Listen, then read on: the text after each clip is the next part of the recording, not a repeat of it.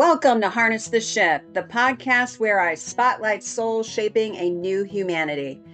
I am Jay, a neurosomatic strategist bringing lived experience and practical insight to help listeners see new perspectives and navigate their own paths. I interview leaders, entrepreneurs, and co-creators and change makers, those who have stepped into their healing journeys and are sharing their experiences and perspectives to inspire others on their path of self-discovery and transformation. During these conversations, my guests share how you can connect with them, and all their details are in the podcast description. Now let's take a moment to meet our guests for today. In the conservative Mennonite world, we were raised to be wives and mothers. That's all we were raised to be. Once your children leave home, you aren't a mother anymore because your children are grown up. They don't need you in that sense anymore. And so then what do you have, what do you have left? You're useless. You fulfilled your purpose. And that's a very, you might be in your early 50s when you are empty nest, and if you don't have something to focus on that's yours, what are you going to do? It's no wonder people experience mental health issues because they have nothing to give to, nobody needs them, and that's a hard place to be in. Hello, you beautiful souls. Welcome to Harness the Shift. I'm Jay. I'm your host, and today we're talking with Lucille Barkman, the in-between coach. Lucille helps people navigate life's transitional moments, those times that feel uncertain, uncomfortable, or in between, and guides them to release what no longer serves, embracing change, and to step fully into their higher purpose. In this episode, we'll explore her journey, her coaching approach, and practical strategies to move through uncertainty with clarity, confidence, and empowerment. All right, let's get started.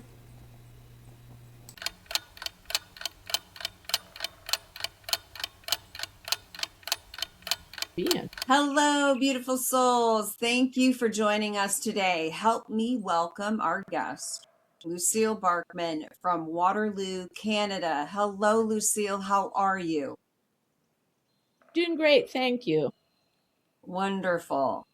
How is everything in Waterloo, Canada today? Well, yesterday it felt like I finally came out of hibernation. We have had major snow. We've had a winter this year, we haven't had this kind of winter other years. So yesterday I wore my shoes to work and I felt like maybe I'm coming out of hibernation. I love that. That's an awesome feeling. Those of us who have to live in the winter, it's like you get cooped up, right? And you just kind of get like this cabin sickness, like I gotta get out. We've had a mild winter up here in the Pacific Northwest, so I've been thankful for that. We've had a lot more sunny days than normal, which is great. So that gives me a different perspective on life because, you get that seasonal thing.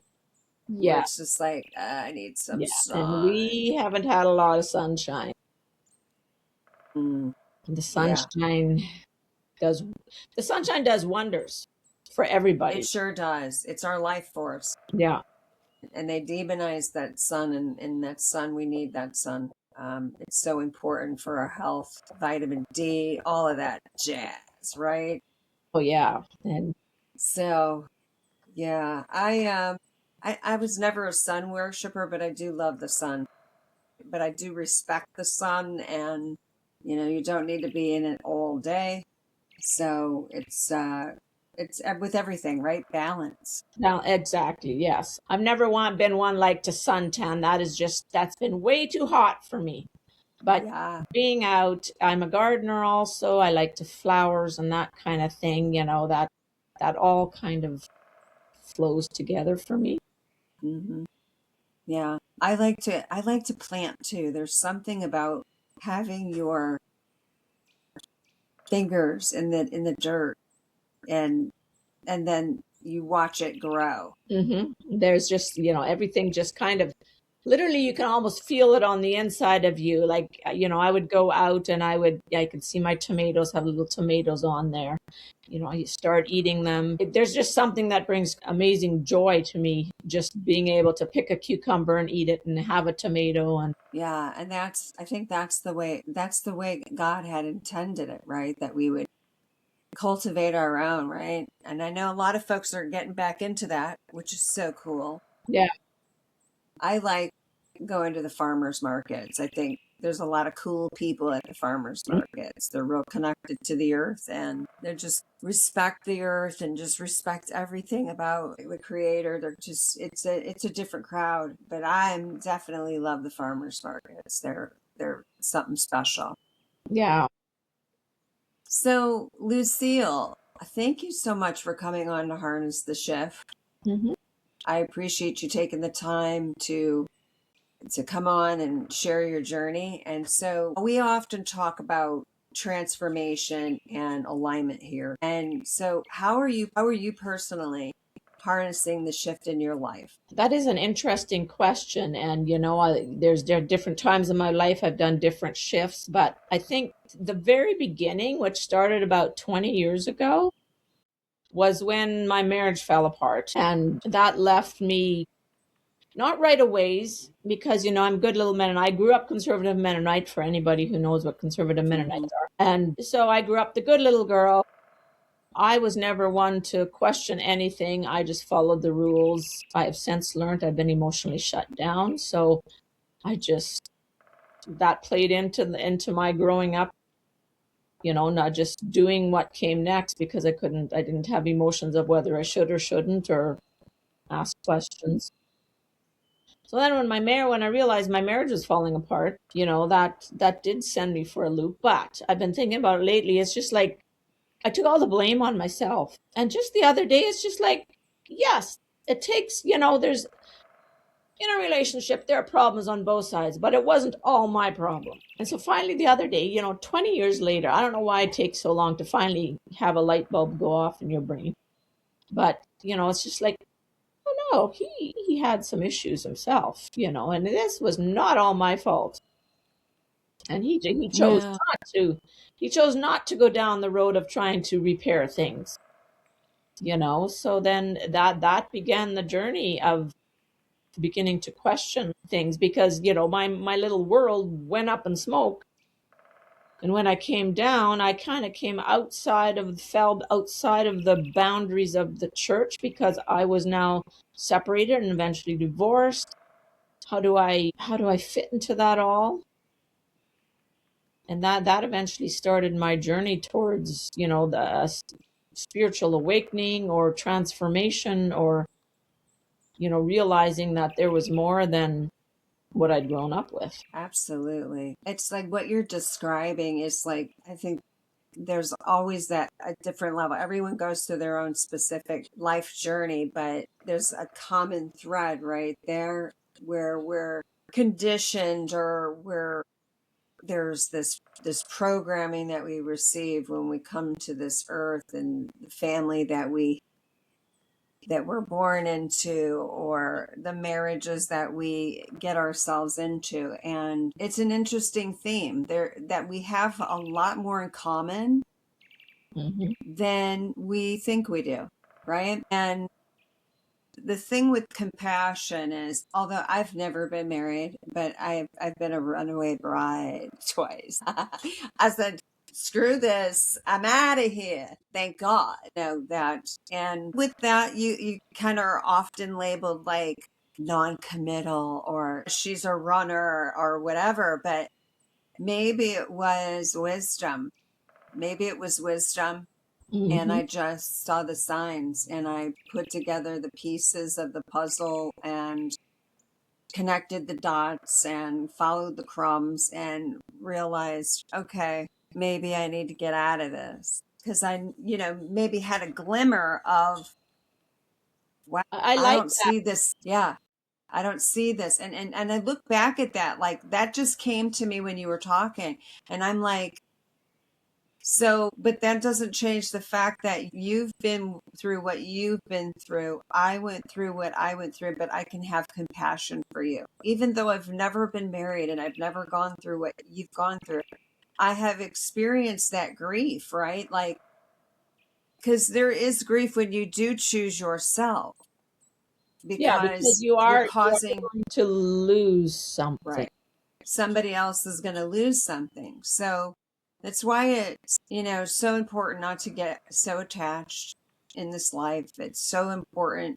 Like, and they don't teach us this, right? We're just here and it's like, we learn these codependencies, which I think we all have those, and we have to work through them and all of that. And it was interesting because we're on this conversation about compassion right now. And I was speaking to one of my really good friends, and we were talking about that the spirit, that's all the spirit calls us to do, is have compassion for other folks and their Mhm. life experience. It's not we've been programmed that it's acceptable to be judgmental. It's acceptable Yeah, to condemn. It's acceptable, and it's not. It's so far from our true authenticity.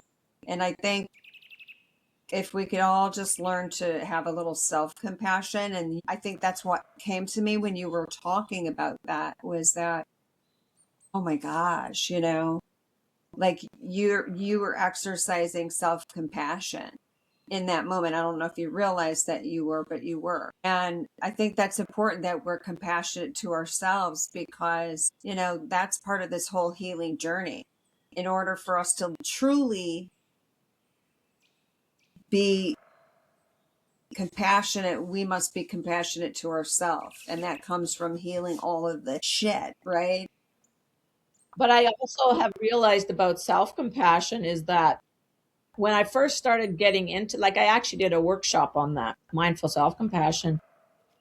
And I told somebody about what I was doing, and she questioned that because wouldn't that be too, we'd be too into ourselves. We'd be self-compassion equals being selfish, and it's just like you have to be able to realize that self-compassion is not selfish. Choosing yourself to take care of yourself. I have to go back to the when you're flying, they tell you to put the mask on yourself before you help anybody else, so you don't, pass out on, then you're of no use.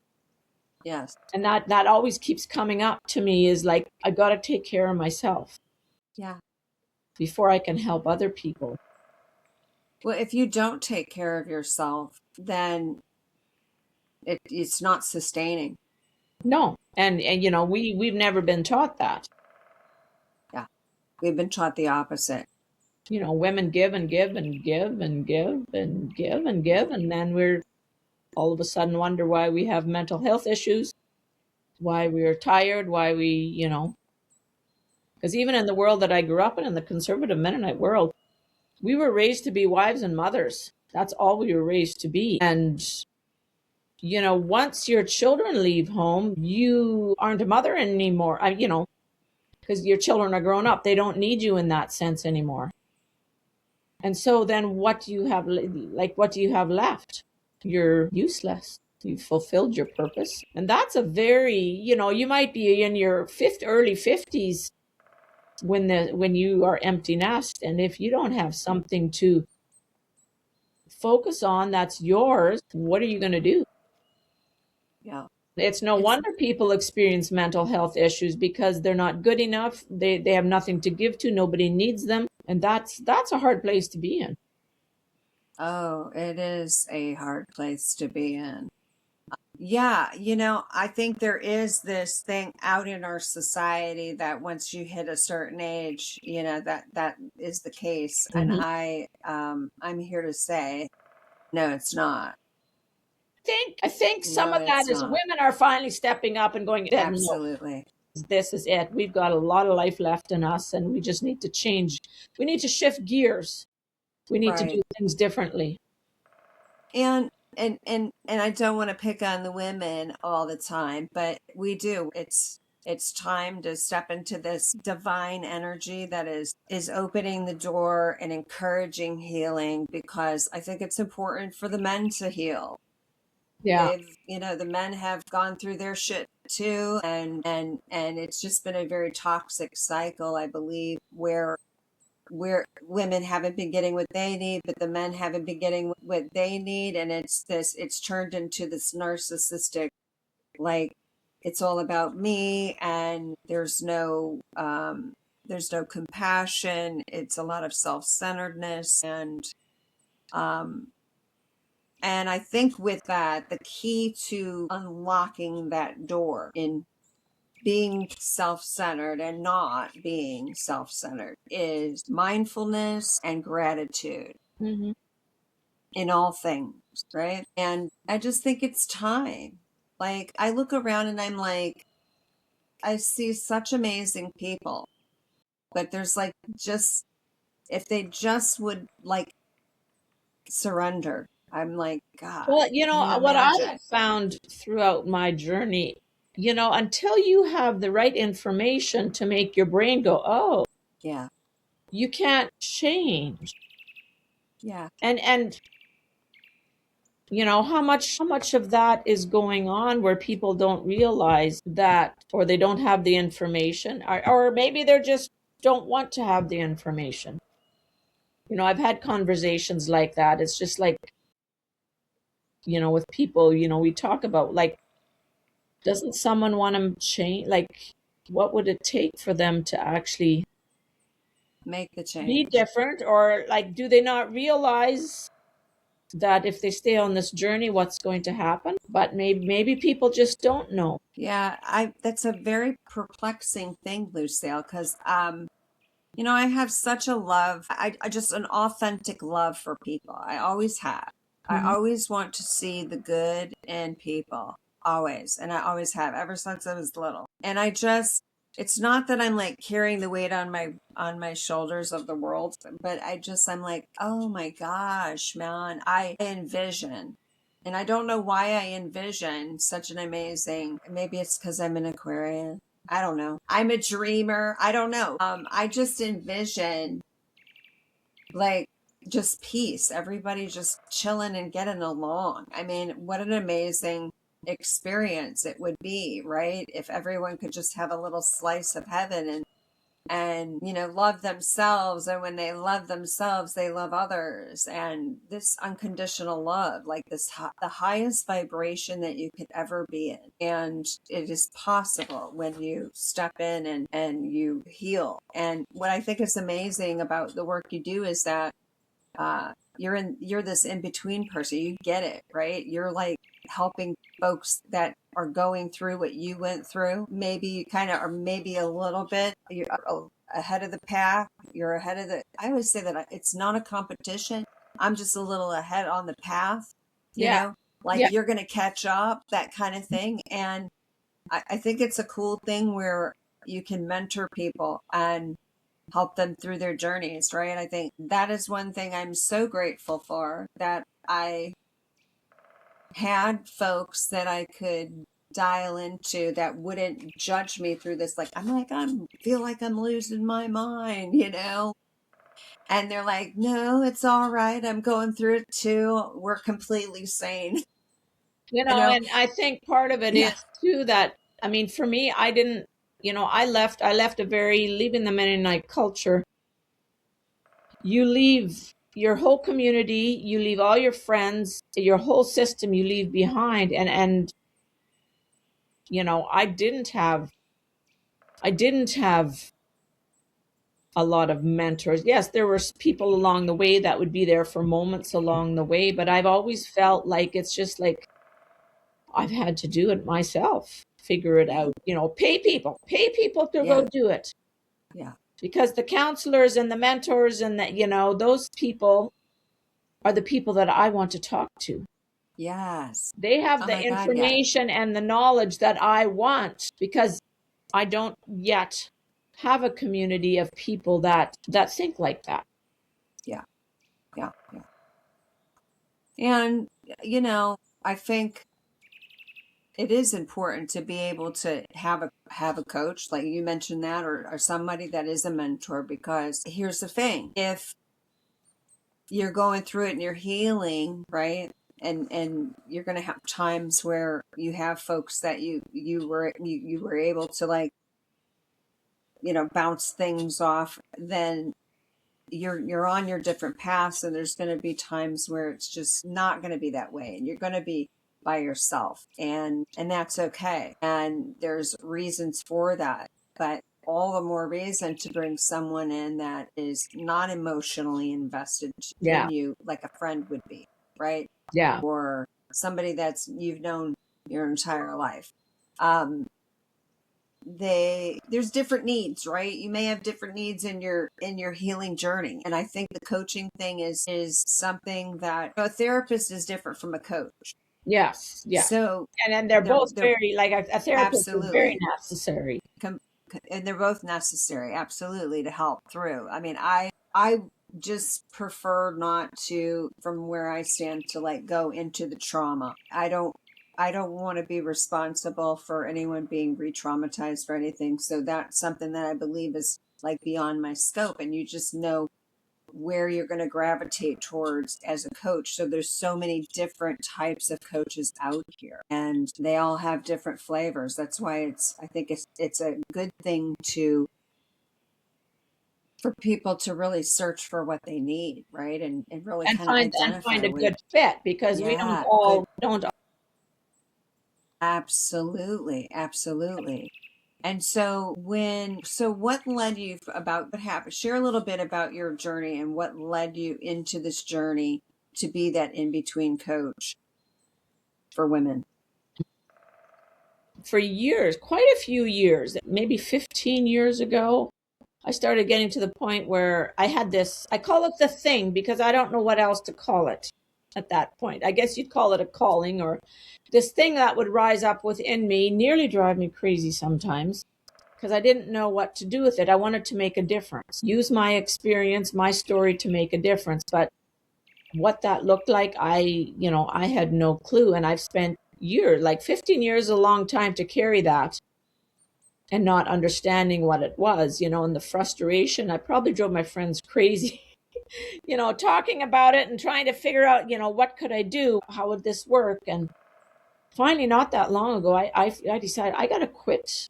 I got to quit asking my friends, because their answers drove me crazy. Like, I would come away feeling frustrated because I realize now what I'm trying to build was not something that people in regular social settings do. I'm trying to create something that is a bit different, that hasn't really, like you said, for such a time, or like back before we were talking, we're here for something that's coming, kind of thing. And so I'm putting it out there. I'm trying it. I'm also back to the human design thing. Yeah, it's I go fascinating. by trial and error. It drives me crazy because I started out almost a year ago with my business, and I had to change gears because things weren't lining up, things weren't happening like I wanted things to do. And so then you feel like you failed because it didn't happen. But to learn to realize that this is how I operate. If this way doesn't work, then I need to try a different way. Meanwhile, I'm gathering wisdom along the way to offer people. Right. Oh And my gosh. now I have started, my coach wants me to try using TikTok instead of social media, and scares the bejeebies out of me. And yet underneath it, I actually feel happy. So that tells me that as much as I am scared to death to try to do TikTok, I'm in the right place for now. This is so crazy that it's not crazy. This is not even coincidence that we're having this conversation right now about TikTok. I've heard, like, that's where we need to be. Our age, like our age range, everyone's navigating over there and they're killing it. And I'm like, maybe I need to rethink that, because it's not that I don't like. I think that there's things that you can get from Facebook, but I'm just like, I'm not, it's not moving the needle for me. No, like I even have someone doing my social media, and it's just like I was just being drained of my life energy. And you're not going to attract clients if your energy is drained. Hmm. Yeah. And I've had, like, I just started, I've got 3 or 4 posts on TikTok. And I've had more people interacting with me on there than I have in 9 months of doing Instagram. And having that connection makes me so happy. Yeah. I think I'm going to do LinkedIn, and I think I'm going to do TikTok. I think I'm going to give the Instagram and the Facebook a break. And yeah, this is I don't know, this because is so wild. This is wild. We're I mean, having we're this entering a conversation, whole new phase, and like, things are shifting. right? We've said this. So Yeah, our way of presenting, we don't know yet even maybe what the options are out there. I I mean, think you're if right. everything's changing, then our way of presentation might change too. Right. And I I mean, think, I have no idea because I'm not a technology person. well, I think what would make sense here is that if the calling is to start talking, like get out there, make the videos. I hear a lot of people that are in the biz that are talking about TikTok and that it's blowing up. And that, like, the engagement is big out there, right? Like, it's just, so it just makes sense that you would want to go live on TikTok and all of that. It's so wild because I'm going live tomorrow on TikTok. Okay. I decided that it's time that I get back on that platform and put more of my energy over there. Well, the perfection is less there. Wow. The need for perfection, and I guess Yeah. I like beauty. I am a perfectionist, which is not a good thing. No. But I can do reel on TikTok. That I know how to do. Yeah. I do want to do conversation. That is what I actually want. That is one thing I know what I want is that I want to have conversations. Yeah. All right. Well, let's do this, Lucille. It's off to TikTok. We're Yeah. going to have to do that. I mean, that would be cool. I've been thinking, I had a conversation with someone the other day talking about this, and it was like, just have a theme that you put out for a week, and every day you do something around that theme, and then you go live and you take people's questions, you ask for questions, you take people's questions, you answer it, like, kind of not necessarily giving advice, but giving perspective. I would do it from like a perspective type of thing, high level, you know. But I'm like, that is brilliant And to start having because, conversations with women, right? like, Yeah.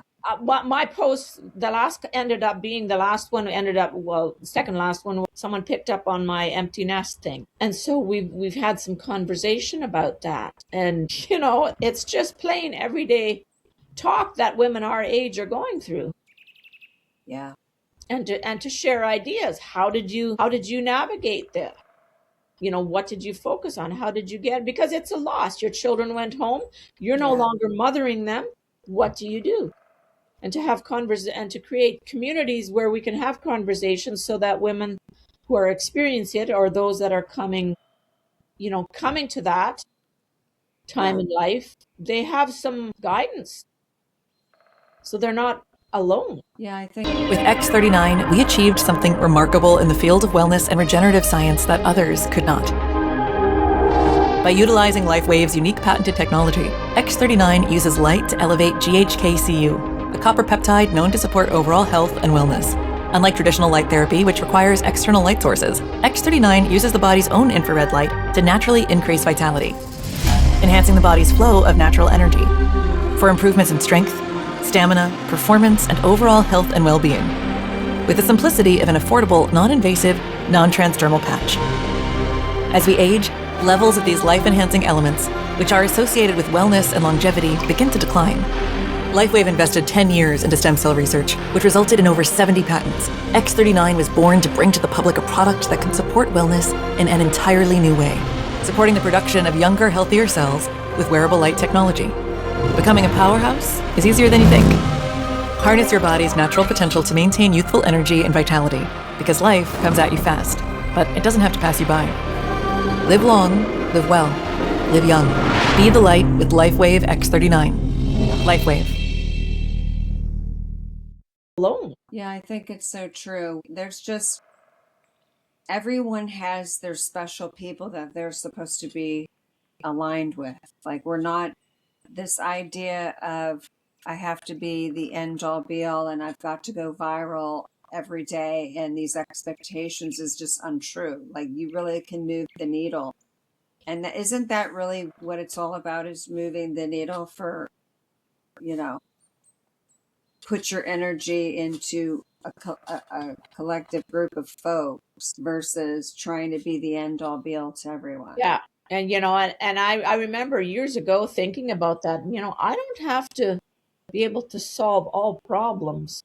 Absolutely. I have experience in this. I can share this with the world.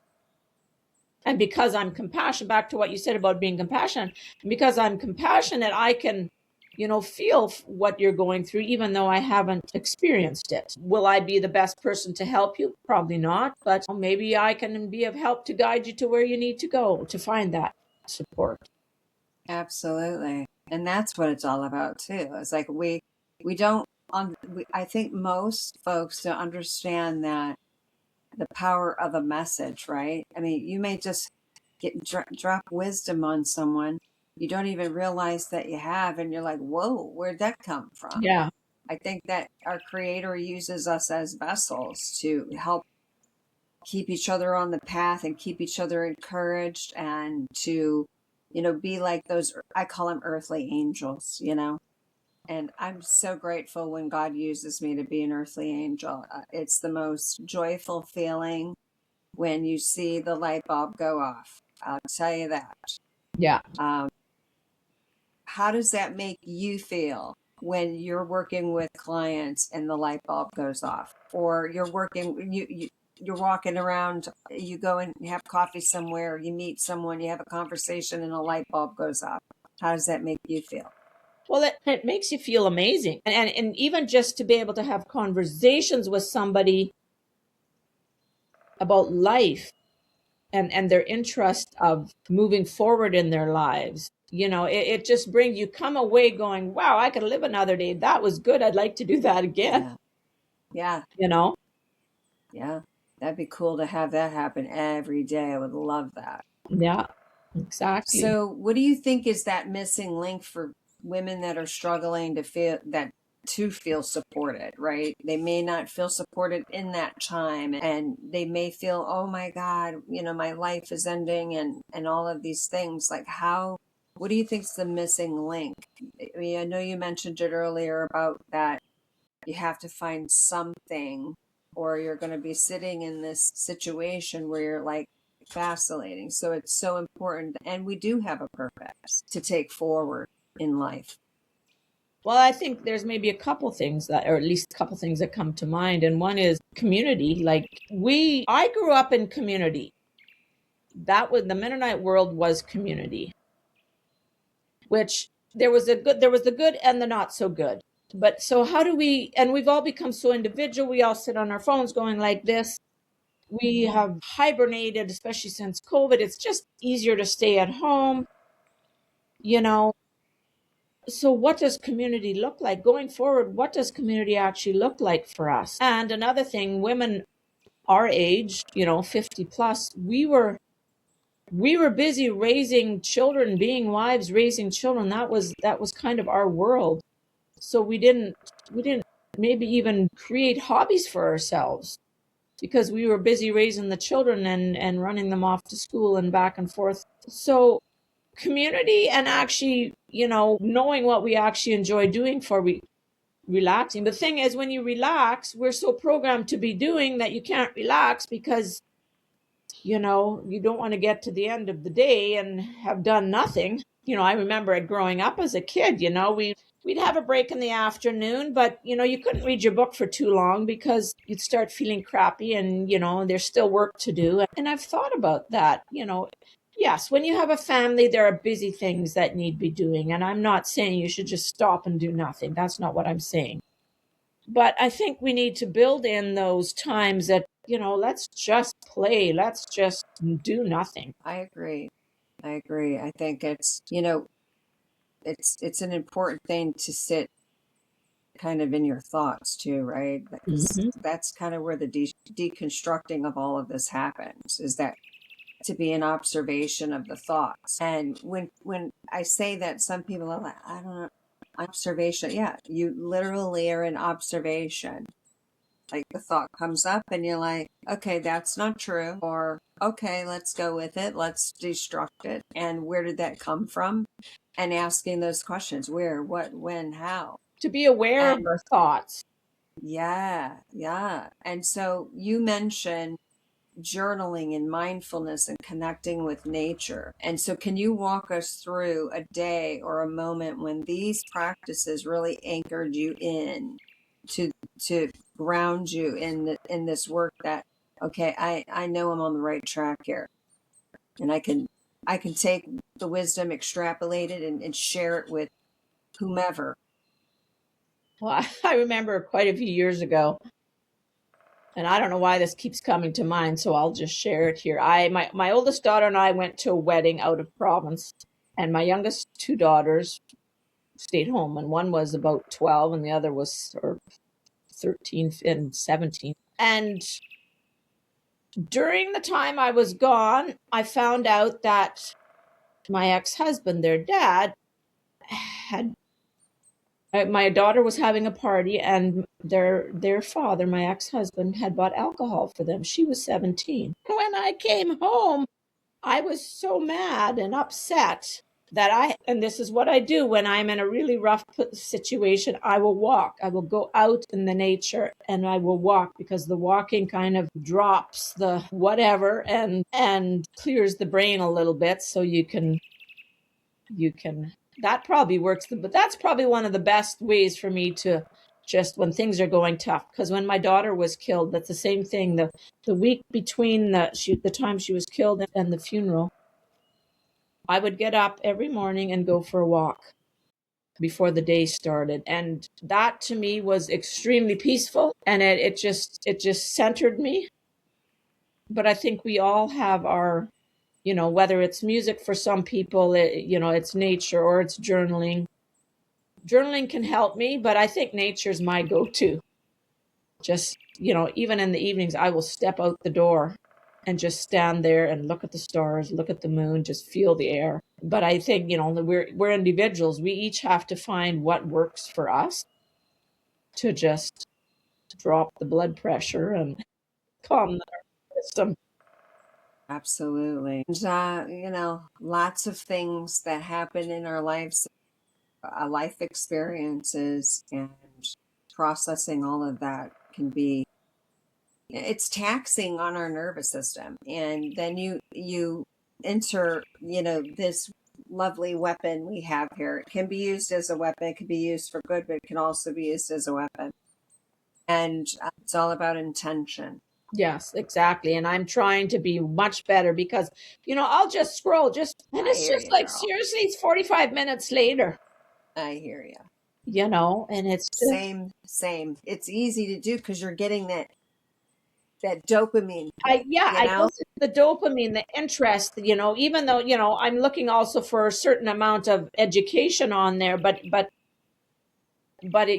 then when I need to be more quiet, or, and my phone's not available, then I'm just kind of jitterbugging, because my brain is, it needs a quick fix. Yeah. And it's, that's by design. And so it's such a good thing to look. I walked away from this thing. I took every last social media off of my phone. I didn't watch, not a podcast, nothing, for 6 months. I had my shoulder surgery. That was brutal. And I, like 3 months after I had my surgery, I was off for like 6 months. And so the first 3 months, and then the last 3 months, I went traveling. I probably shouldn't have been traveling. I mean, it was rough, but I drove. I drove out here to Oregon and stopped along the way and grounded myself. And let me tell you, it's the best thing I ever did, because I came back with eyes to see. And how I train myself is, when I start to get sucked into it, I put it down. Yeah. And then I say, okay, Let me figure this out. Well, And so, the simple fact, I'll be watching a movie, but that's not active enough. I need my phone while I'm watching my movie, and I'm trying to, okay, either put it on pause and look at your phone, don't do both at the same time. yeah, it's a lot of stimulation. And I don't know, I've gotten used to, and really I enjoy just sitting in the stillness. Mm-hmm. I so enjoy it because I can hear things that I wouldn't normally hear, like if people walk by or if there's birds or whatever it may be, I can hear it. And it's just something, it's just my appreciation of it, I guess. I don't know. Well, I don't know if you're familiar with Father Richard Rohr. He's a Franciscan priest. He's quite interesting. I think you might enjoy him. But he talks, but he's elderly now, so he spends a lot of time sitting. But he says, he considers that, or thinks about that as a meditation of gazing, being, especially if you can sit outside and you're just literally looking around you. Yeah, that was going to be my next question. I was going to say something along the lines like, if you are feeling isolated or you're unsure about what's going on, like what are 2 to 3 practical things that you can start doing to like feel more aligned? And you could go as radical as I did 6 months. I was like, screw the world, I'm leaving. I'm out of here. One of the basic things I've chosen to start doing. I mean, I don't mind being alone. It's simple, and I don't necessarily feel like going out when I'm, on my days off. But what I do have realized, I need to get out and just be among people, like go to the mall or go to a coffee shop that has people around. And you don't need to socialize, but the interaction of their energies gives me what I need. Like I need to do that a couple times, at least once a week, to just mindfully go and be around people, to just pick up, because we're human beings. We need each other. We do. I think we need each other more than we really realize. And when we're operating from our true authentic nature, which is our healing version of ourselves. I don't think we ever completely heal.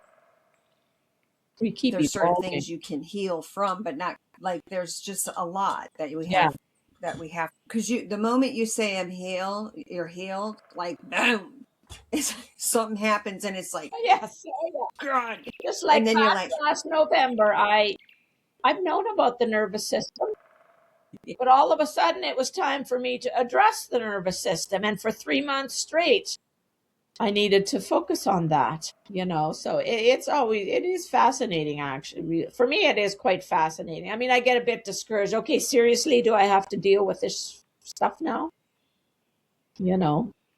But it's interesting because back to my growing up years, my parents homesteaded. And so people needed each other. In that era, when I was born and my first growing up years, we helped each other.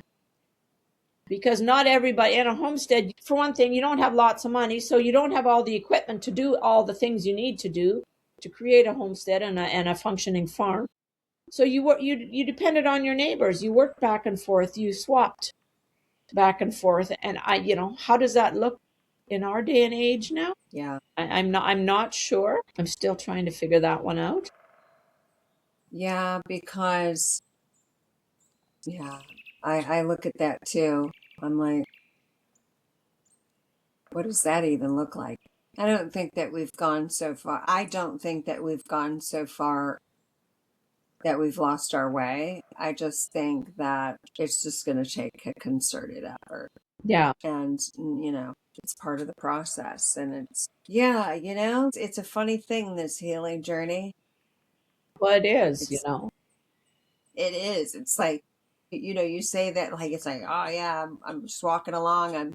I'm in my love and my light. I'm having it, I'm like, I did a whole bunch of healing, and then I entered into my second dark night of the soul last year. And let me tell you, I was like literally bed rot days, like you wouldn't believe. Like I didn't feel depressed, but I just was so exhausted at the level of things that I was processing. And it's like, that is so exhausting. And then Oh, it is. gaslighting myself because I am laying around and I'm not doing anything, and I don't know why I don't have the energy to do whatever, and I'm beating myself up. And that was like last winter. And then all of a sudden it's like the rug is like out from under you. Like I was fighting it. The moment that I chilled and I fell into it, and I was going through it, was like, yeah, okay. But then you start to get a little too comfortable in that flow where it's like, oh yeah, this is great.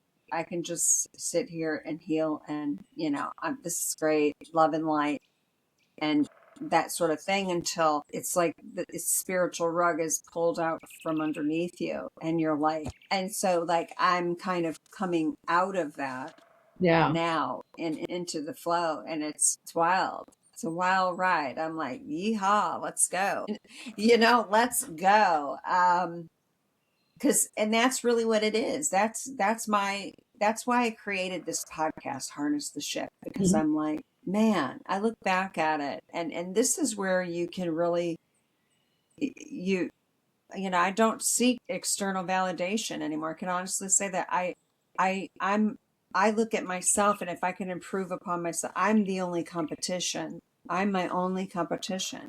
So wherever I want to see myself, or I know where God wants me to go, like I know what that's going to take. So I gather the wisdom along the way. And I too, I'm a generator. I don't know. What did you say you were in the human design? 3-5. 3-5. So I'm a 5-1. And I too, it's trial and error. It's do something, wait for confirmation. It's the hurry up and wait, which I'm And used that, to because, Max that military, drives me hurry crazy. up and wait. So it's like, hurry up and wait. What do you want me to do next? And so now I'm here. I'm like, what's next? So it's like, just, you know, keep getting better and better with each podcast, being my true authentic self, trying not to balance. I want to ask good questions that provoke openness, and I appreciate you sharing what you've shared in your life experience, because that is something that should be honored. Like that's a life experience. Like you've navigated all of that, and like how effing amazing is that you're still standing. And it's like we don't need to one up each other. We just need to hold each other in reverence and hold each other to this, unconditional love. Like, yes, like you made it and you're doing great. And getting out of that mindset of like God is to be feared and God is to be, you have to prove yourself. And it's like, wait a minute, like, don't you think our creator could take us out anytime? Like, I think And for that me, would be the case. I've had to literally let go of the God that I grew up with, because Absolutely. he doesn't operate. And I'm in limbo right now. For me right now, the universe sounds more, I can talk to the universe versus God, because I still have this God thing back here where Yeah. I think the church created God, Hmm. or the church created who God was, because Right. each church had its own rules, and so that was the God you had, and that doesn't work. And I don't quite understand the big God, the real God, yet. So yeah, I'm a bit in limbo here, trying to, how does this all work, and what is it all about? Yeah, I think God is this omnipresence, this all knowing, all powerful. And whatever that is, if you have to attach a name to it, I say God because I think most people understand what that means. But like to me, it's a frequency. You're either in or you're not. Yeah. And when you ride the fray of it, that can create some suffering too. Along with, if you're not, it's going to create suffering. And it's if we think about it, we are these energetic beings. We are these spiritual beings having a human experience. I'm convinced. I'm like, oh my God, this is it's a spiritual simulation. It's like some of the things that I see, like at the moment I see them, I'm like, this is not by chance. Like when you're in it and it's like, oh yeah, let her know she's in the flow, let's send her for Stellar J bluebirds, or let's, send her a bald eagle, over here or I have whatever. I don't know. I mean, I don't know if that's true. I can just say from my experience, I'm just like, whoa, man, this is really freaking cool. like, I think and that, I've experienced that too through nature, yeah, through birds, and I go home and I look up what's the significance of seeing one of these, and they're all pointing me in the direction that my desire wants to go. I just don't know yeah. how I'm all going to get there yet. It's it's fascinating. I find it so fascinating. It's like the people I meet, the people that come into my orbit, the things that I've said where it's moved the needle for that person. They're like, "Oh my God, I needed this," or "I needed to hear that today," or whatever it may be. And to really, you can't do that if you're not in the present. You really, because you'll miss these opportunities to be a Yeah. glimmer.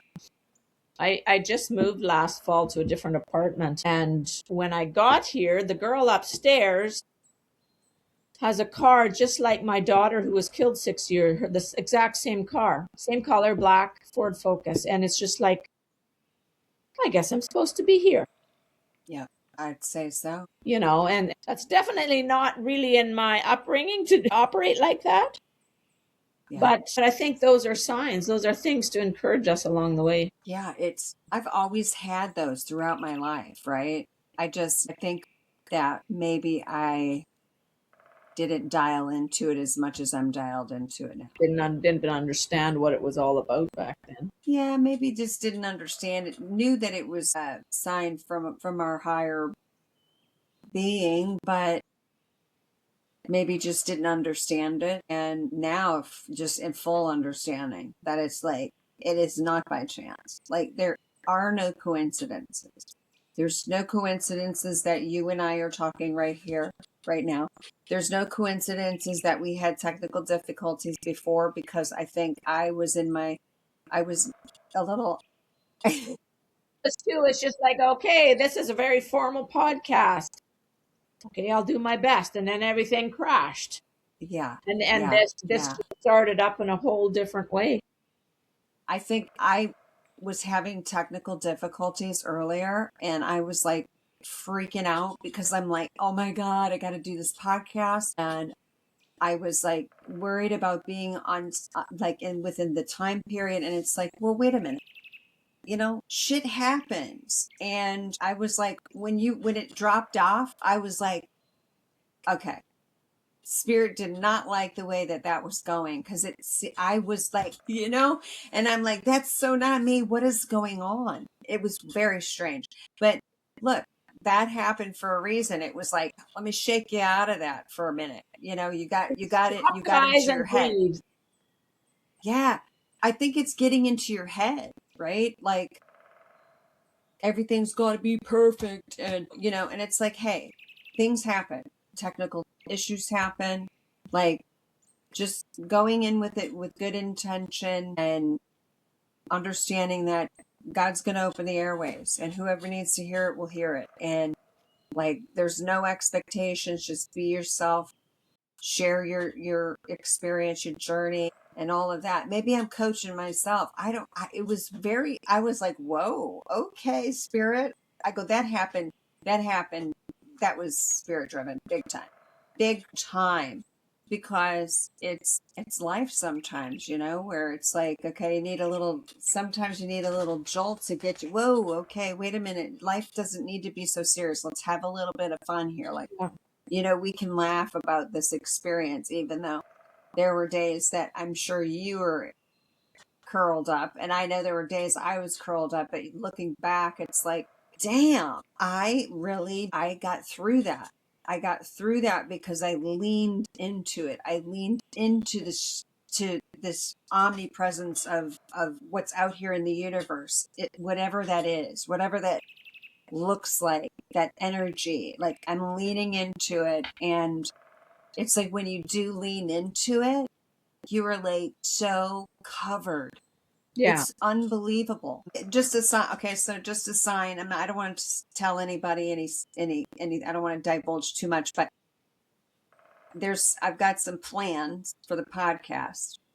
I may have talked to you about it offline, but I have some plans for this podcast, and I'm like, okay, I really want this. So if this is in alignment, if it is what I should do, then, get me in alignment, whatever it is, this is what I want. But if that's not what you want for me, then I understand. So I come out of eating breakfast somewhere yesterday, and it drives by. And I'm like, same model. And I'm like, so it's not by chance. Yeah. That it's never by chance. And so it's when you can do this work, that's the awesomeness. Like that's the awesome sauce of life is, oh my goodness. Like I just saw that. Like Spirit's letting me know, like it is not that far-fetched, sister. So just stay the course. And so that's what we do. We stay the course in this journey and dial into what we're passionate about so that we can really bring change into the world. What I would love, because we spoke about nature, right? And I'm a veteran. I would like to see I would like to see more veterans go and get their card for the national parks. You can get it like it's free. If you're a veteran and you serve this country, I don't know how it is in Canada. Yeah, no, I don't even know for sure. But in the United States, you get your national parks card. You can go anywhere. I think you may have to pay for like camping and things like that, like extras or whatever. But if you can get people in your vehicle like that right there saves so much money, and you get to see such beautiful national parks. Our national parks, stunning. Like, I mean, absolutely stunning. So I think that's something that I would really like to see is veterans do that and get out into nature and go see these things, because it's such life changing. The energy, just how everything is preserved, it's beautiful. Fun. Parks are amazing. Yeah, we have a beautiful planet. I would like to get up to Canada and come and see some things. My grandmother, my father's mother, her family was from London, which is not too far from where you're at. Yeah. And so I would like to get up in there, and I'd like to go. Ontario is Banff and very beautiful. Yeah. Very beautiful. London area is very flat. I wouldn't say that it's such beautiful country right there. Right. Very flat farming land right there. But if you go a bit north and about an hour and a half from London, northeast of London. And I live basically in the heart of Mennonite, the horse and buggy Mennonite and Amish country. Beautiful. It is very beautiful around here. And Waterloo is not too far from Toronto, correct? About an hour, 45 minutes to an hour. Traffic is the 401. I don't know if they still say that. The 401 is the busiest highway in North America. It is crazy. Really? That's the main highway that runs through Ontario from the Windsor border to Montreal. Yeah. I've been to Windsor, and I've been to Toronto. I've been to the Falls, but the Canada side as well. Niagara Falls, yeah. And it's like, that was beautiful. I would like to get to like Alberta, and I want to see like Jasper National Park and up there in Banff. I want to do all of that, all of those Northern Rockies. Yeah, no, it's lovely there. I had the opportunity with my current, I'm also at this point still a housekeeper and a sport worker. So I have a client that wanted to travel. So I went along as their support worker, and we did it's called the Rocky Mountaineer. It's a train. We started in Vancouver and went through the Rockies to Banff. Oh my gosh, that is Really? yes. From when you said from Vancouver to Vancouver Banff? to Banff. Well, we ended up in Calgary. We flew home from Calgary, but the train took us. The Rocky Mountaineers called. They took us from Vancouver to Banff. I'm writing that down. Well, that was an amazing Mountain trip. Man. There used to be one that went into Oregon, but I'm not sure if they're doing that one now from Vancouver, and then it went south. I've been to Vancouver. Vancouver's gorge. I'd like to go up to Whistler and I'll do all that too. Yeah. My brother's living in Vancouver still. Nice. Yeah. It's a beautiful city. A lot of culture there, I think. You enjoy Lots of culture. And there's that beautiful, hold on a second. It's called, it's a park that's up there. Oh, Stanley Park. Yes, he lives not You far. can like go and walk around the outer part of it, the seawall. Yeah. There's like trails. Oh my God. So beautiful. And the views are just beautiful. You know, we have a beautiful, I've had an opportunity to travel half of this world.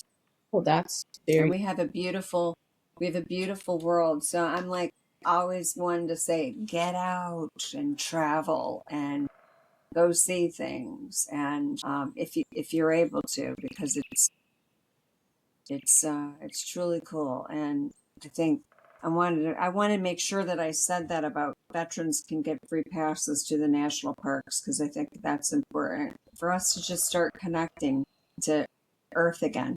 I think it's helped me so much, and I've gained so much wisdom that I'm like, yeah, got to do that. So eventually, like, I would like to start doing like nervous system reset retreats, right? Where you can just immerse into nature for like 5 days and just chill. And if you want to do yoga, right. You want to do yoga by the lake, you can do yoga by the lake. You want to do a breath work, we can do a breath work. No pressure. If you want to do a hypno session, you can do that. It's just anything you want to do, right? And just do the these place, retreats. just the place to Yeah. do nothing.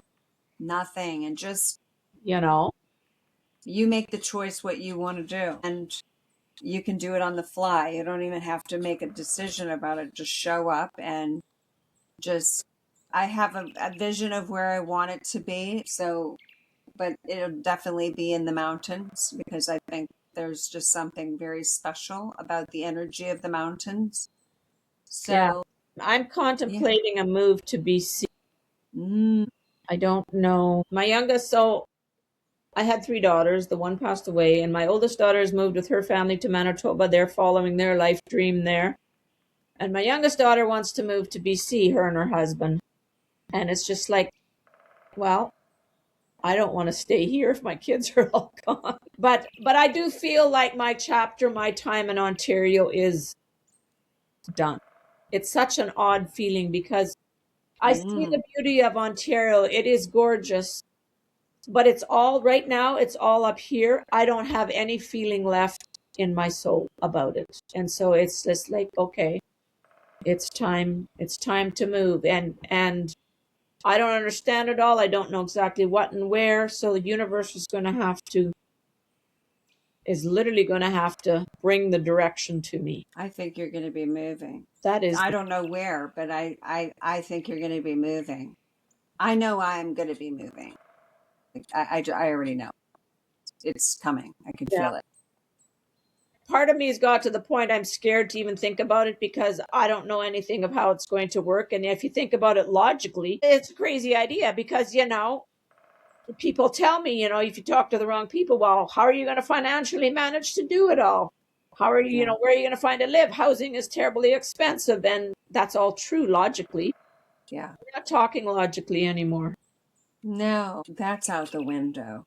I will say that hindsight being 2020, I've done some moves over the last, I've just done moves, period. Like, I've moved my entire life. But over the last 6 years I've moved, let's see, I think like 5 times. And I would recommend that if you're not attached to any of your furniture, just sell it. If there's things that you are That not is attached so to, sell them. funny that you say that, because I moved Sell in them. October, and the place that I was living in, I had stayed too long because it was health wise, the energy, the guy upstairs, all was not good. But this didn't come up until last fall. And it was just like, I'm selling furniture. I'm going to be moving. I'm not attached. I had to go and buy a new mattress. It was just too bad because I have brand new Yeah. mattress now. But it's just like, no, I'm just going to move with my basics, and we'll figure it out once I get where I'm going. So I'm glad I'm not the only crazy one. My No, daughter's yeah. actually thinking that way too. Like they're just going to sell everything. Yeah, I still have a few things that I'm like, you know what, I'm just going to sell it because it's just, I don't even need to, I don't even need it. And so there's things that I need to go through. So I've got to go over there to my storage and do all that and get that situated. But yeah, it's like I've moved and I'm like, I don't need this stuff, you know? It's some of these things I have, I'm like, why? So yeah, that will help with the cost of things, not having to move things. I also have a friend that did like those cubes or whatever that they put on and they'll ship them for you. Okay. And that seems to work because if you have to leave it in storage for a minute, you can do that. Mm-hmm. And then you can go, you just make an appointment and they move everything and bring it out so you can go in it and get whatever it is that you need. So that's also an option too. But I think there's been a lot of over the years where people have moved and got moving companies. There's been a lot of things that have happened, like you get to where you're going and they want more money and all of that. So just be cautionary of that sort of stuff Yeah. and try to maintain control in some aspect. Like I think that the cube thing is a good thing because they're going to move it no matter what anyway. Yeah. Right. But yeah, I've not had the greatest experience with moving companies. I've used them like 3 times. So, throughout my life, and I just I had them set up and something told me like, do it yourself. So I ended up moving my things from Florida to Idaho when I moved to Idaho. I did it myself, like last minute. I can't, not last minute. It was like a couple days before I said, you know, I'm going to do this myself. I just had a bad feeling and I'm like, nah, we're going to do it myself. So that was brutal. Yeah. I But do that. you know, hey, I can't believe I did it. I'm like, oh my God, that's a long drive. It's a long That drive. is a long drive. So it is a long drive, especially in a Penske. I will say I do like Penske trucks versus the U-Haul trucks. And I'm not getting any, kickback for saying that. That's just my wisdom with regard to the moving and packing, like start ahead of time if you need to pack things and pack lighter than heavier and certain things like that. I will say that I do like the paper tape from U-Haul. Interesting. Well, I'm sorry, it's not paper tape. Well, yeah, it is kind of it's like a cardboard-ish tape, Yeah. and I love it. Like it's the best tape. It holds together well. If you deviate and get another brand, I don't advise because it's just that good. And the other tapes that they have like on Amazon and all that, it's just not good. Yeah. But yeah, I know the moving thing and the bins. I'll tell you the bins. They're yellow. They're black and yellow, and they have them at Costco. Those bins are amazing. You can fit a lot in there. And then also the bags that are the shrink bags. Okay. Yes. For any. Those are awesome too because you can put a ton of crap in there and suction it and you make a lot more room and get a lot more room for your buck. But yeah. So we got on that subject. We're just, flowing at this point. I think it's good. So how can people get a hold of you if they want to work with you? And let's talk about this TikTok. Okay, we talked about TikTok earlier. Yeah. What's your call sign on the TikTok? Well, at this point, it says wise woman on the top. So I'm still learning TikTok. Is that what people search, is wise woman? Wise woman. That's your wise woman And then it says at the in between coach. at coach? At the in between coach. Is that not working? In between coach.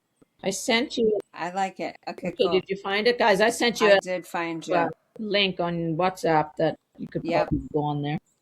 Yeah, I got you here. It's a wise woman and it's the in between coach. Okay, perfect. So I got you, and you'll see that I have you. Yeah, so people get a hold of you there. And then what is your call sign for? Is it the same for Instagram and Facebook? Yeah. No, sorry, no. It's the in between, or Lucille Dawn Barkman would be my Instagram and Facebook. Yeah, so can I make a suggestion? Sure. Keep your name, but change your call sign, the at, to in between coach. Okay. So that it lines up the same with the TikTok. Oh, okay.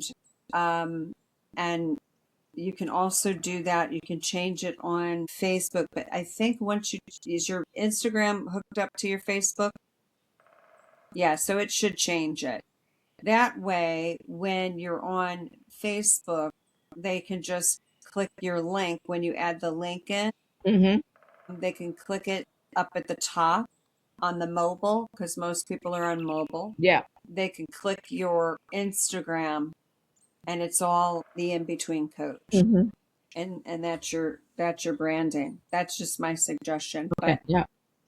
Because then it's all in a line. And the reason I know that is because someone shared that with me. Okay. So, and it took me a while to understand why it's good to have it the same on everything, because then it's easier for people to find you. Yeah. So what's your coaching program look like? People can do one-on-ones with you? Yeah. And either so a 1 hour one, or there's you can do a clump of 3, or you can do for 3 months. Okay. And so how do they get a hold of you? If they resonated with you today, how can they get a hold of you? I have a website at www.lucilledawnbarkman.com, and they can find me there. Perfect. And so, listeners, I will make sure that I have all of Lucille's information in the podcast description, like I do with every guest. And then I will share like clips after this is over. Like there's clips that get produced, and share those and tag you. And so if someone is resonating with you, which I believe there always is, most folks that resonate towards you are ones that are going through what you went through, right? And so if you're going through it with this empty nester and trying to figure out what it is that your purpose is going forward, because you do have a purpose. Like life is definitely not over because your kids moved out. Like if anything, your next season is beginning. And so talk about one last thing, Lucille. What is the key message that you would want every listener to take away from this conversation today? You don't have to do life alone. It's okay to be on your own, but you don't do life alone. Going through the hard times, reach out, because we need community. We need other human companionship. Absolutely. And I've echoed that before. I'm like, if you're going through it, like hit me up on Messenger, like, because there's been times I've been on the ropes, and you sometimes don't want to talk to the same people you've talked to about whatever you're on the ropes about. And so there's folks that, I know on Facebook, and I've met on Facebook. And so, it is a community. It is a community, and we really have to be there for each other going forward, and just be supportive and compassionate and understanding, right? And we're all going to get there. We're just, it's about being patient and loving and kind, right? At the end of the day. So, Lucille, would you like to say anything else? Do you want to talk about anything else? I'm cool. I mean, I'm not in any rush. We could talk all day if you wanted to. I'm just Well, over you here just, like, yeah, life is messy, and yeah, we're all, but like we've talked about before, I think there's a shift happening, and I'm excited about that, and I'm looking forward to being a part of that change, of bringing more community to the world, more healing to the women who have been downtrodden and abused and hurt by the religious system. So that can shift so that we can be who we're meant to be. yeah. I think it's important. I don't. I mean, I feel like that's what we're being called to do. I think that's what the universe. I mean, that's what I'm getting is. I mean, I don't think that I'm alone in this. I don't think that we would all be feeling some way about that, and it just be by chance. Yeah, So like, yeah, something is. yeah, I mean, something I know there's. things are bad going around us, things are falling apart, but maybe they need to fall apart so that something can be rebuilt. I believe so. And there's a lot of folks stepping in. There's young folks that are doing the work and they're taking the reins, and I think that's such a cool and encouraging thing. And also, I want to give a shout out to the Gen Xers. Like a lot of folks are stepping into their purpose, which is amazing. I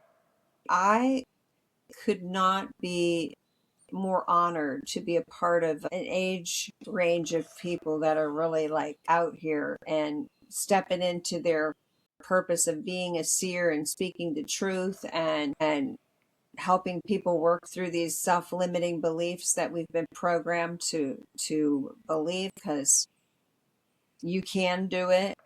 You just have to believe in yourself, number one, and get yourself surrounded by the right people, and and respect that.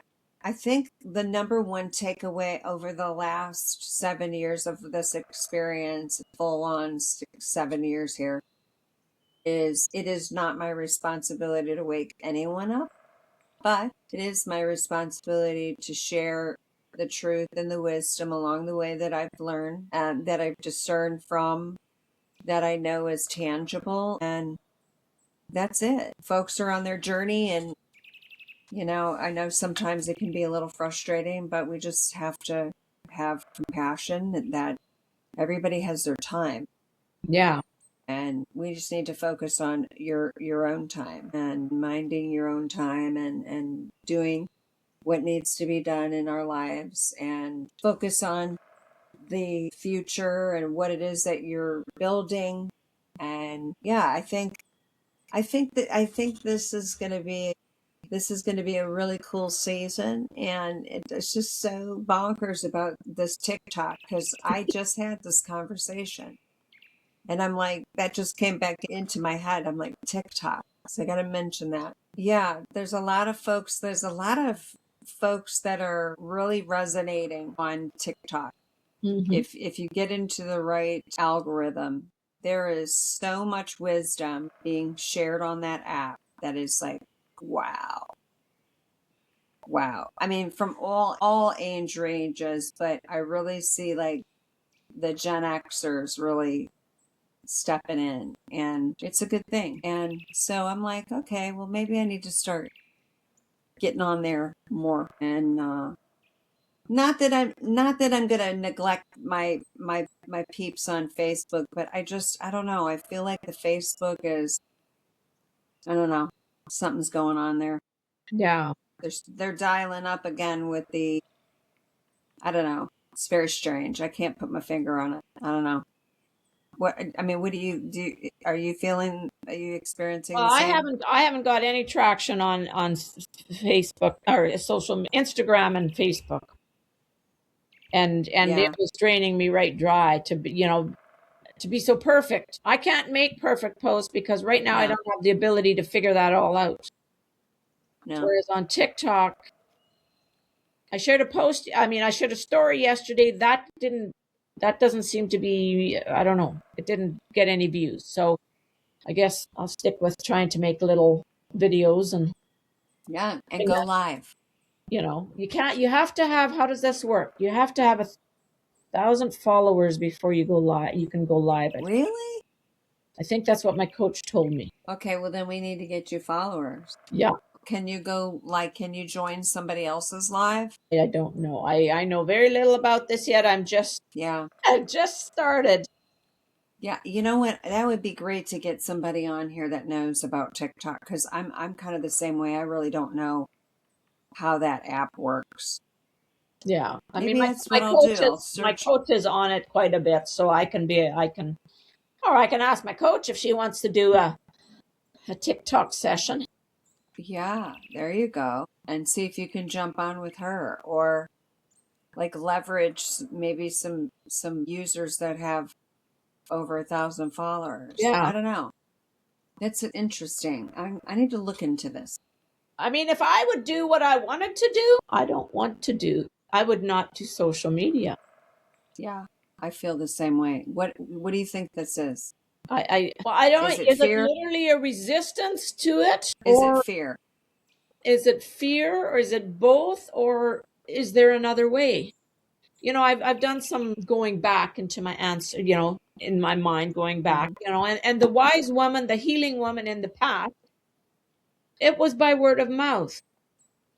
Yeah. It was by letters. That would be easier for me.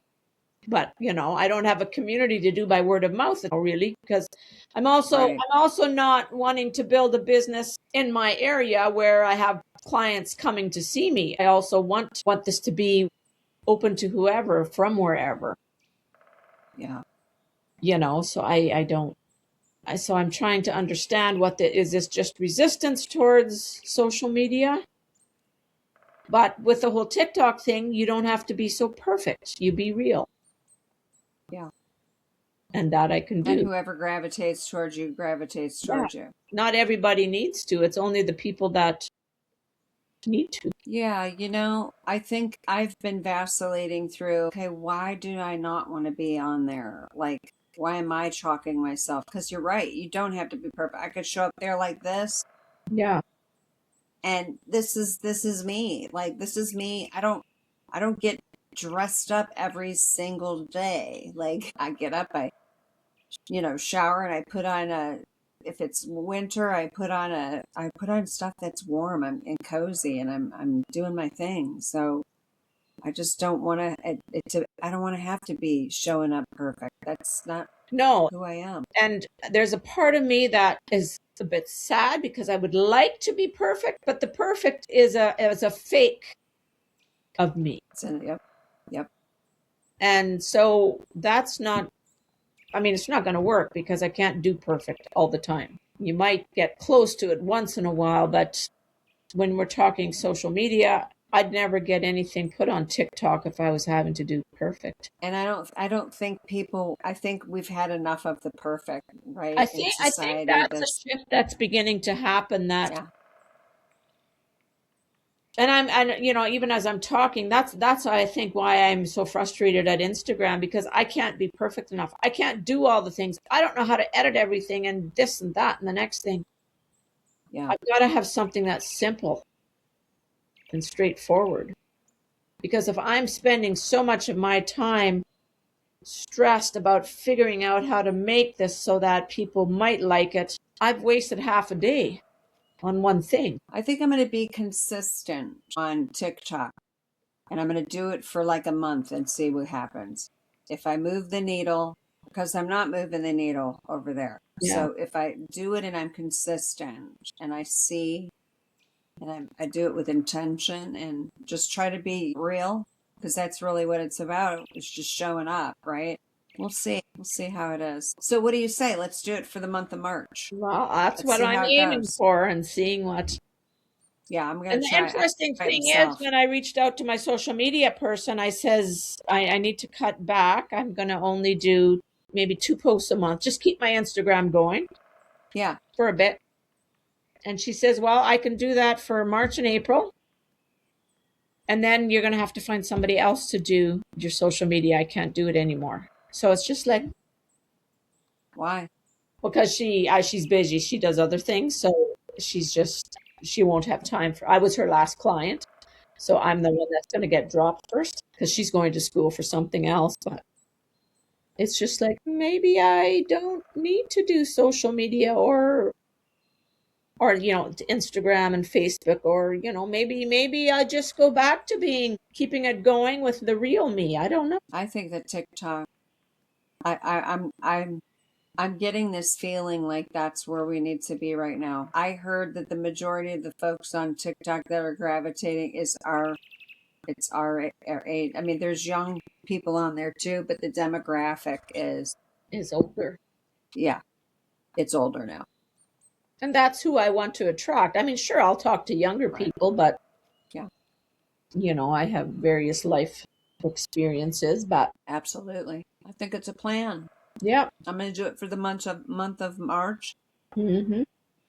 I mean, the month of March. Maybe I'll do it all the way till the 4th or the 3rd. So I do a full total 5 weeks, Yeah. and then see where we go with it. But I'm thinking that's what I'm going to do, because I'm not getting the growth Yeah.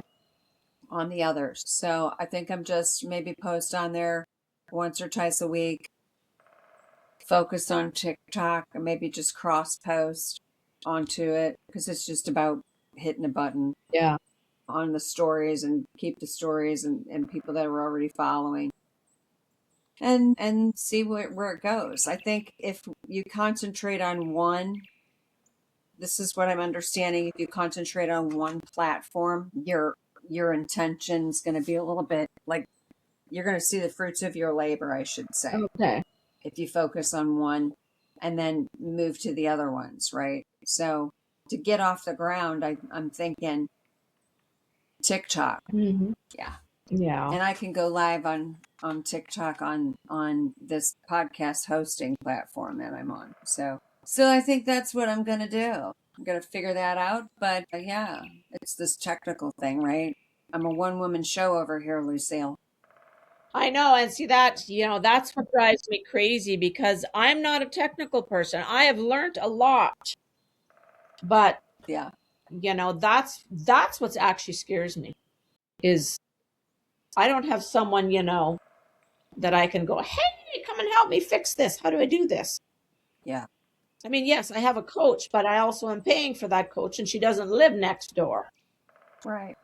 I need someone who lives next door that doesn't Yeah. mind asking the old woman asking questions of how to learn something new. Yeah, it's the social media thing. I mean, once you get it down, it's like another place that I've heard is LinkedIn. Like, I know a lot of there's so people much that I opportunity on LinkedIn. follow are on there. I mean, And I then do have a LinkedIn account. I just haven't ever used it. yeah, if you like post, if you want to post like coaching thing or whatever, like you can do posts on there. You can put video on there. I think you can go live, but you have to have a certain amount of people on there in order to go live. It's been slow to grow, but I really haven't done it with intention. So I think focusing on that with intention and focusing on TikTok. And then also school. I've heard school is something's going on with the school app I'm not for familiar with that. coaching. It's SKOOL. Okay. And you can like build a community there. Okay. And what's good about it is, well, I mean, you have to pay to join, but at least folks are serious. Yeah. Like if people got skin in the game, Yeah. That makes they're it. going to do the work. Yeah. If they don't have skin in the game and they're not willing to hold themselves accountable, it's like, Yeah. it's like, what is it? The whole turnip thing. It's like squeezing a turnip, trying to get juice out of a turnip or something like. I don't remember what it's called. I have no idea, but where I'm going with that. But there's school, and then Substack? Like if you're a Well, I've writer and I had a conversation with my coach about Substack the other day. That yeah, that might be something I might look yeah. into. I've heard a lot of people have left social media completely and just do Substack and are killing it. So I think it's where is your ideal client at? That's what we have to ask ourselves. Who are the people that we can help, right? So you work with women who they're they're in transition, they're in the in between, their kids have gone off their college or they've flown the coop, and you're sitting there like, what the hell do I do next? That's who you help. And my people, I mean, I help both men and women, but mostly men, to become more mindful and in control of their thoughts, feelings, and emotions. Yeah. I come from an all male family. So, except for my mom, but my mom, when my mom passed away at 28, I was orbiting these men. So just that experience, and I think being in the military as a veteran around men and understanding PTSD and Hmm. being a veteran, that's the people that are kind of neurodivergent, attention deficit disorder, hyperactivity, any of that stuff, autism. Those are the kind of people that I work with too. So yeah, it's good. It's isn't it awesome? We all have a certain calling Well, they in the are, people we serve. and we only need to attract the people that are attracted to us. Like, Yeah, I'm probably not going to be attracted to the people. You have a yeah. work to do, I have a work to do, and everybody has a place. I'm gonna try the TikTok, and I've also been vacillating in maybe going on X because that's where my ideal client hangs out too. So On which? I have some decisions to make. Yeah.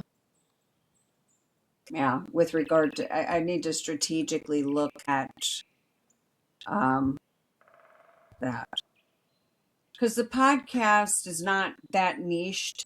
It's more like who's doing things out here, Yeah. like everyday people that are out here moving the needle for the folks that they serve, and that's what the podcast is all about. But coaching and consulting and all of that, I'm still kind of ironing that out myself, because it's like, okay, help me figure this out. So it's all coming into clarity. It takes time, and it takes patience. It doesn't happen overnight. Your purpose doesn't evolve overnight, just like the healing doesn't Yeah. happen overnight. Exactly. So it's being compassion and giving yourself grace in the process, right? It's like it's a Mhm. lot to unwrap, Yeah, it is. and you're kind of trying to pay attention to, like, okay, am I on the right path here? They like, Universe, am I on the because right path? you can't go look back for experience because we're doing Yeah, something new. yeah, yeah.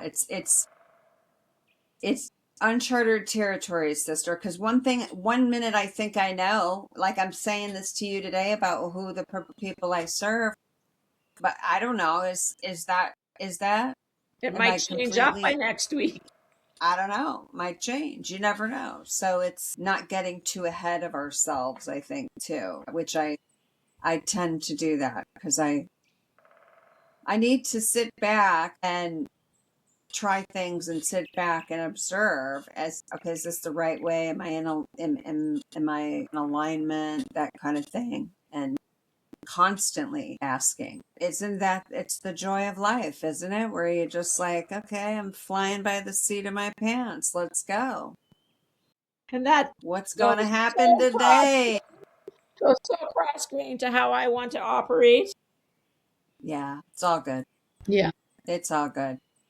Well, I appreciate you coming on, Lucille. We'll have to have you on again. I tell the folks that want to come back on, we'll like find a subject that we can talk about, since they've had an opportunity to to meet you, then maybe what we can do is let's talk about whatever, like a subject, and then whatever that may be, because that's really what it's about. It's about co-collaboration, and not everybody's going to be running retreats, and not everybody's going to be coaching, group coaching or individual coaching. It's just, I like group settings because I like to just, what's going on over here? Where's the breakthrough over here? And the concept of it it's fascinating to me because I like to observe. Yeah. I'm a researcher, so I'm so used to like observing. Observation is data, right? We're observing, we're taking in information, that's data. So it's like, what's going on over here? Or what's going on over there, and just taking it in. And so, yeah, it's interesting times. We're all just stepping in, and I think it's just keeping each other encouraged, right? To keep building your communities out there, and the people will come. Yeah. They will definitely come. All right. Well, I guess let's wrap this up. And so we'll work on getting Lucille back, and we'll talk about whatever subject it is. If you guys have suggestions on a subject, that would be cool too. That's another thing I'm thinking about doing, is a suggestion line. Some of the other things that I do cover would be leaving women leaving religion. Yeah. So I've experienced divorce and separation and divorce, and I loss of a child. So those are all in between things that have in between spaces in. Yeah, that liminal space. And I think it would be cool. And, even though I've not had the luxury of being a mother other than to four-legged children in this life, like, I think there's things that you can learn from other people. Even if you are not in that similar situation, you can learn some wisdom. There's wisdom that can be applied. I don't care who you are. You could be a man, and you could learn some sort of little wisdom, little nugget, glimmer of hope, whatever it may be. There's always some sort of piece of data that you can learn from, information or whatever it may be from other people. The moment that you think you can't is the moment you'll be very surprised, right? Yeah. I learn from young people all the time. I love it. And it's a good thing. It's a good thing. So, well, we've come to an end here on Harness the Shift. And so, Lucille, from your perspective, what is harnessing the shift? What is that to you in your life? Not taking control, but using the momentum to move forward. Using the momentum to move forward. Yeah, so true. I love that. Thank you. Well, that's a wrap, folks. Thank you for dialing in to Harness the Shift. And Lucille, hold on, because I'm going to do a little post here in a minute, but just hold on for 1 sec. What happened? Oh, there you are. All right. So that's a wrap. Until next time, keep harnessing the shift. Thank you for dialing in and listening to Harness the Shift podcast. I'm Jay, your host. I spent 23 years in clinical research and have now transitioned into guiding leaders, creators, and change makers through coaching and consulting. I also am a brand partner with LifeWave, and more information about the research and this work is available in the Central Hub link in my bio. During these conversations, my guests share how you can connect with them. All their details are in the podcast description.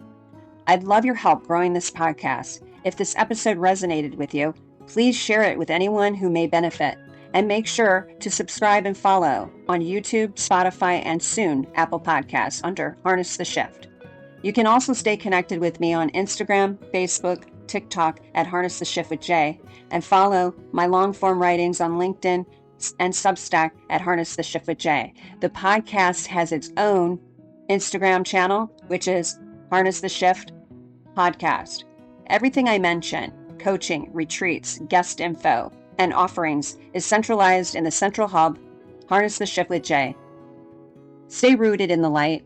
We're all aligned by design, and together we're harnessing the shift.